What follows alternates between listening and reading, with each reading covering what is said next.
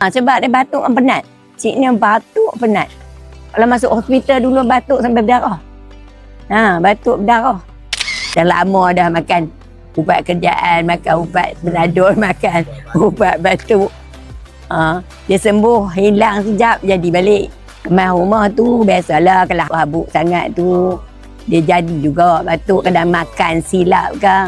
Jadi juga. Pus Al-Hindi tu saya cuba.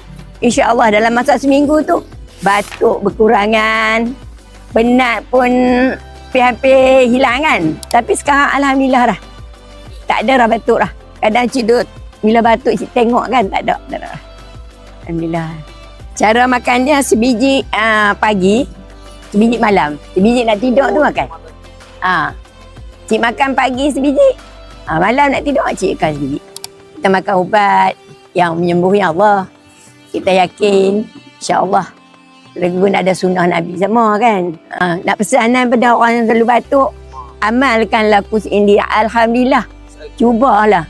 Walaupun batuk terang mana pun makan juga. Siapa-siapa yang ada batuk tu yang ambil lah ni ikut Al-Hindi ni. Cuba insya-Allah. Insya-Allah. Allah lah dengan izin Allah. Kus Al-Hindi ni boleh menghilangkan batuk.